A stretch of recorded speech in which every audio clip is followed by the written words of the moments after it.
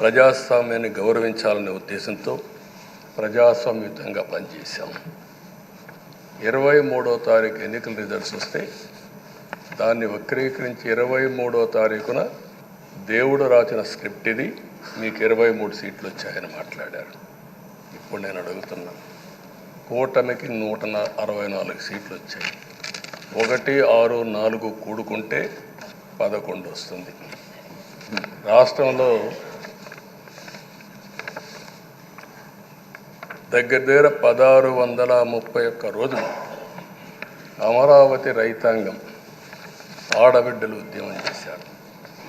ఆ 4 నెంబర్లు కలుపుకుంటే 1, 6, 3, 1 కలుపుకుంటే 11 వస్తుంది. అంటే ఇది కూడా భగవంతుడి స్క్రిప్ట్ అయినా కూడా నేను మాట్లాడడం లేదు, నేను కామెంట్ చేయడం లేదు. ఈరోజు ఉంటే వాళ్ళకు కూడా అర్థమయ్యేది. వాళ్ళు ఉండకుండా పోవడం అనేది వాళ్ళ పిరికితనం తప్ప ఇంకోటి కాదని చెప్పి కూడా నేను మీకు తెలియజేస్తున్నా. అయితే నేను ఇక్కడుండే సభ్యులను కూడా మిమ్మల్ని కోరుతున్నా, మనం ప్రజా సమస్యలపైన దృష్టి పెట్టాలి తప్ప వీళ్ళ మీద కాదని చెప్పి కూడా నేను మీకు తెలియజేసుకుంటున్నాను. ఆ రోజు పవన్ కళ్యాణ్ గారిని అసెంబ్లీ గేటు కూడా తాకనీయం అని పెద్ద డైలాగులు చెప్పారు. 21 సీట్లలో పోటీ చేసి 21 సీట్ని గెలిపించారు.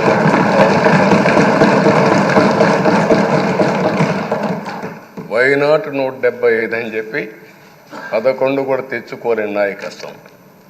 అంటే ఏ విధంగా మాట్లాడారు అనేదానికి ఇది ఒక ఉదాహరణ.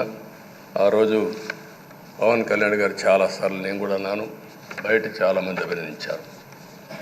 ఎక్కడ తగ్గాలో తగ్గడం, ఎక్కడ గెలవాలనో గెలవడం నేర్చిన వ్యక్తి పవన్ కళ్యాణ్ గారు. ఈరోజు మనందరం కూడా గుర్తుపెట్టుకోవాల్సింది, రాజకీయాల్లో సుదీర్ఘమైన రాజకీయాల్లో ఉన్నాం. మొత్తం కలిసి 16వ సభ. మీ అందరికంటే సీనియర్ మోస్ట్ నేను.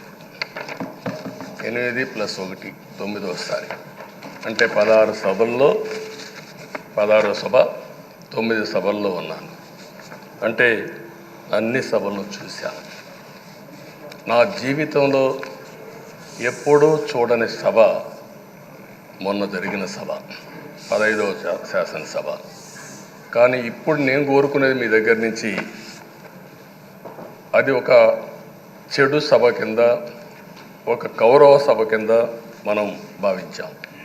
కానీ అత్యున్నతమైన సభగా 16వ శాసనసభని నిర్వహించే బాధ్యత మనందరిపైన ఉంది. గౌరవప్రదంగా నిర్వహించాలి.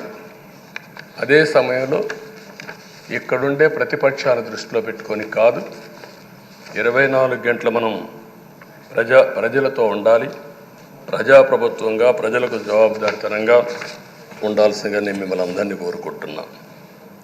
ఈరోజు మనందరికీ అధికారం ఇవ్వడం కాదు, అతి ముఖ్యమైన బాధ్యత ఇచ్చారు. ఈ రాష్ట్రాన్ని మళ్ళీ ఘాటున పెట్టమని మనతో మాట్లాడారు, మనకు చెప్పారు. ఎప్పుడు కూడా నేను ఒకటే భావిస్తాను, ప్రజా జీవితాలను మార్చే శక్తి ప్రభుత్వ విధానాలకు ఉంటుంది. ఆ ప్రభుత్వ విధానాలకు రూపకల్పన చేసే సభ ఈ చట్టసభ. ఈ విషయం ప్రతి ఒక్కరూ గుర్తుపెట్టుకోవాల్సిన అవసరం ఉంది. ఈరోజు మనం చేసే పని ఈరోజు ప్రజల భవిష్యత్తే కాకుండా భావితరాల భవిష్యత్తు కూడా నిర్ణయిస్తుంది. ఈరోజు భారతదేశం 91లో ఆర్థిక సంస్కరణలు వచ్చాయి. ఒక తెలుగు బిడ్డ పివి నరసింహరావు గారు ఆర్థిక సంస్కరణలు ప్రవేశపెట్టారు. ఈరోజు భారతదేశం ముందు చాలా వరకు అభివృద్ధి అయ్యే పరిస్థితి వచ్చింది. ఆయన ప్రవేశపెట్టిన ఆర్థిక సంస్కరణలు నేను ఆదర్శంగా తీసుకొని ఆ రోజు ఉమ్మడి ఆంధ్రప్రదేశ్లో అనేక పాలసీలు తీసుకొచ్చాం, సంస్కరణలు తీసుకొచ్చాం. ఐటీ, విద్య, పాలనా రంగం, ఇన్ఫ్రాస్ట్రక్చర్, ఇవన్నీ మనం తీసుకొచ్చాం. ఎన్నో డికేడ్స్ కాదు, 25 సంవత్సరాల్లో దాని యొక్క ప్రభావం మనం అందరి ముందు కనపడుస్తుంది. ఈరోజు హైదరాబాద్ నగరం వన్ ఆఫ్ ది బెస్ట్ సిటీగా ఉందంటే 25 ఏళ్లకు మనకు తీసుకున్న నిర్ణయాలే కారణం. ఈరోజు నేను అందరినీ ఒకటే కోరుతున్నా, మీ అందరినీ, ఈరోజు భారతదేశం 5వ అతిపెద్ద ఆర్థిక వ్యవస్థ. ఇంకొక 4-5 సంవత్సరాల్లో ఎన్డీఏ ఆధ్వర్యంలో 3వ అతిపెద్ద ఆర్థిక వ్యవస్థగా తయారవుతుంది. 2047 వికసిత్ భారత్ ఎన్డీఏ నరేంద్ర మోడీ గారి కల అయితే, వికసిత్ ఆంధ్రప్రదేశ్ మనందరి కల కావాల్సిన అవసరం ఉంది. నాకు ఏమాత్రం అనుమానం లేదు, భారతదేశం ప్రపంచంలో అగ్రస్థానానికి వెళ్తాం. నెంబర్ 1 కానీ నెంబర్ 2 కానీ ఉంటాం.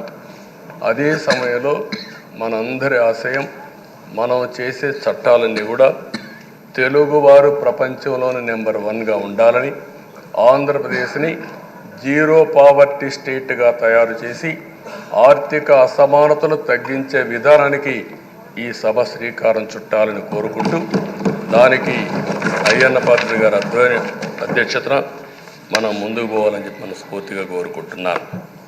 ఇంకొక పక్క ఈరోజు మీరందరూ కూడా గుర్తుపెట్టుకోవాల్సింది, ఈ సభలో దూషణలు, వెకిలి చేష్టలు అవి కాకుండా ఊందాతనంతో ప్రతి ఒక్కరం కూడా ముందుకు పోయే విధంగా కార్యక్రమాన్ని తీసుకుపోవాల్సిందిగా నేను కోరుతున్నాను. 16 సభలు మనం చూసాం.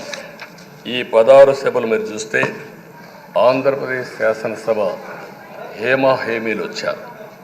అందులో టంగుటూరి ప్రకాశం పంతులు, ఎన్జి రంగా, నీలం సంజీవరెడ్డి, బెజవాడ గోపాల్ రెడ్డి, తెన్నేటి విశ్వనాథం, గౌత లచ్చన్న, పివిజి రాజు, పుచ్చలపల్లి సుందరయ్య, అయ్యదేవర కాళేశ్వరరావు, చండ్ర పుల్లారెడ్డి, వావిలాలు గోపాలకృష్ణయ్య, మోటూరి హనుమంతరావు, గుంటూరి బాపనయ్య, కాకాని వెంకటరత్నం లాంటి ఉద్దండులందరూ వచ్చారు.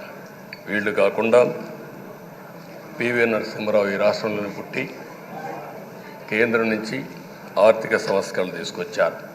ఇంకో పక్కన ఎన్టీ రామారావు గారు, ఒక చరిత్ర సృష్టించిన యుగ పురుషుడు ఎన్టీ రామారావు గారు. వీళ్ళందరూ మనకు ఆదర్శం కావాలని మనస్ఫూర్తిగా కోరుకుంటున్నాను. అందుకని ఈరోజు ఒక పక్కన చూస్తే చట్టసభల విలువ తెలిసిన వ్యక్తి అయ్యన్న పాత్రుడు గారు. అనేక సందర్భాల్లో ఒక్కోసారి ఆవేశాలు మెంబర్లో వచ్చాయి. అవన్నిట్లో మీరు కూడా భాగస్వాములుగా ఉన్నారు.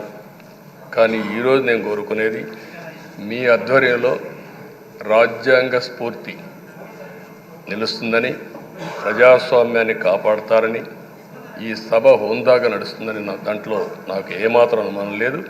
ఆ నమ్మకం ఉంది. దానికి మరొక్కసారి మీ యొక్క ఆధ్వర్యంలో భగవంతుడు అన్ని విధాల మీకు ఆ శక్తినివ్వాలని, తప్పకుండా ఈ అసెంబ్లీ సెషన్స్లో ఈ 5 ఏళ్లలో రాష్ట్రానికి కొన్ని సమస్యలు ఉన్నాయి. వాటి మీద ఎక్కువ మనం ఫోకస్ పెట్టాల్సిన అవసరం ఉంది.